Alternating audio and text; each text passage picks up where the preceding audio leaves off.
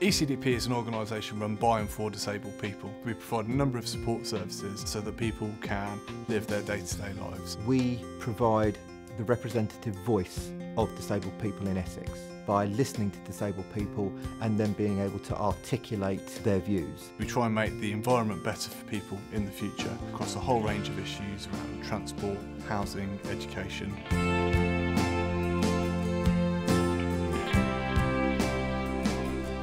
We provide information, advice and guidance on direct payments, or as they're now called, personal budgets. What we are trying to get to is disabled people having more choice and control. And one of the ways of doing that is to be centrally involved in the planning of support that they actually need and want. They tell me about the support budget that you can get, which will help pay for someone to help me with my day-to-day.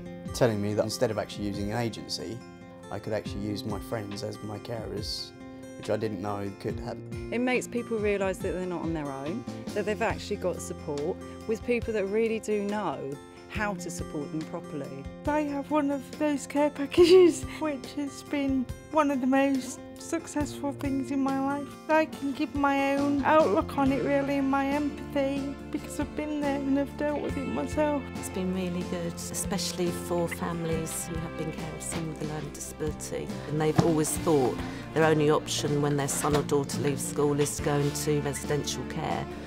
And then during support planning they realise actually their son or daughter have other options, and they know that they can go out and live an independent life in an inclusive society. The response from service users has been really positive. I feel more comfortable with somebody that's in the same situation than I would talking to someone that hasn't been in the same situation. I feel more relaxed and not worried about what can happen down the road. It's something that I'm very grateful for, because I don't feel as though I'm alone, and I don't feel I have to justify myself at all with them, which is something that you often get from government bodies.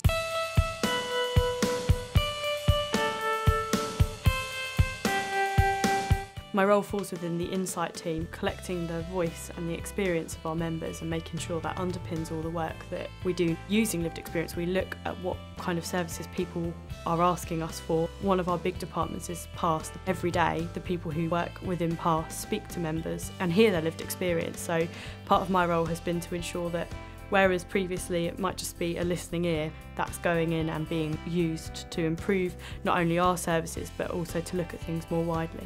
That lived experience is what we're trying to use to try and influence the people that are making decisions. We've already looked at disability hate crime, and so often people know that they need to do something about it. The police know that there's an issue, but no one's quite sure what they need to do. So what we're trying to say is, well, let's listen to what people's experiences are and do something about it.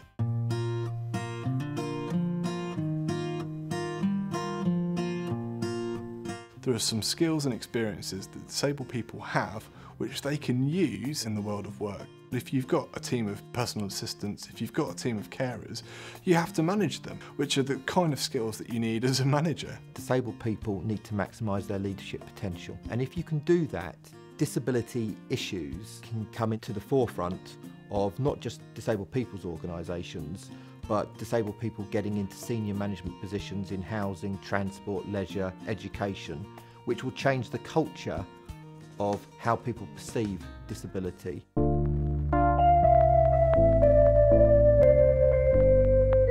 It was fantastic for us when Mike won the Disabled Person of the Year award. It was recognition, I think, of the leadership that he's given in relatively tough times here at ECDP. I think it was to recognise the work that ECDP had done in terms of new developments like lived experience officer, like developing a support planning service. Very dynamic, a very nice person. The fact we're led by Disabled Person of the Year says a lot about the kind of people that are part of our organisation, but also who we are actually working for, so I think it's fantastic. We do have organisational priorities. One is to increase the involvement of people recovering from cancer, people with HIV/AIDS, people with diabetes, long-term health conditions. We know that we've got a really good reputation at a national level, but ironically, we don't think we're known as well as we could be within Essex. So we want to know how we're going to work together with other organisations to make sure that we can make a difference for all of those people. We want to, I guess, thrive in an environment where a lot of organisations are simply trying to survive. I'm not interested in doing politics with a big P.